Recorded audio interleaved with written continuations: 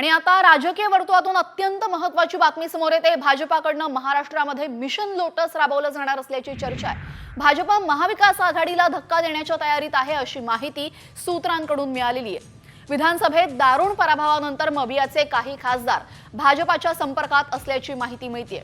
लवकरच मवियाचे काही खासदार राजीनामा देणार असल्याची चर्चा आहे आणि यावरून ठाकरे गटाचे खासदार संजय राऊत आणि विजय वडेट्टीवार यांनी भाजपावर निशाणा साधलाय।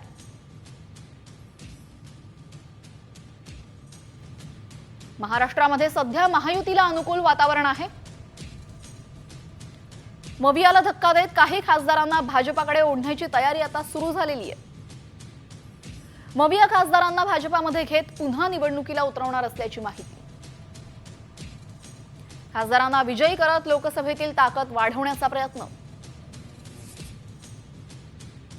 भाजप सध्या चंद्रबाबू नायडू आणि नितीश कुमार यांच्यावर अवलंबून आहे।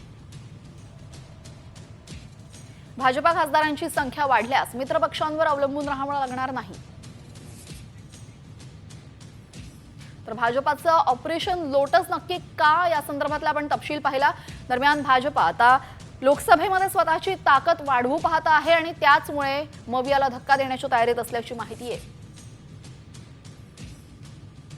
भारतीय जनता पक्ष अशी कोणती ऑपरेशन करू शकतं? त्यांच्याकडे पैसे आहेत, त्यांच्याकडे यंत्रणा आहेत, दहशत निर्माण करून अशा प्रकारे माणसं पूर्ण यापूर्वी फोडलेले आहेत। एकनाथ शिंदेसारखे किंवा अजित पवारांसारखे लोक का गेले पळून?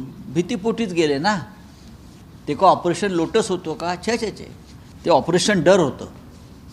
पळून गेले घाबरून, भीती दाखवायची आणि पळवायचं, हे यांचे धंदे आहेत। नैतिकता नावाचा कोणताही प्रकार भारतीय जनता पक्षाच्या सत्तेत मला दिसत नाही। वारंवार ऑपरेशन लोटस म्हणजे या देशामध्ये अघोषित हुकुमशाहीच या देशामध्ये आता सुरू आहे। हे काय आता लपून राहिलं नाही। Operation lotus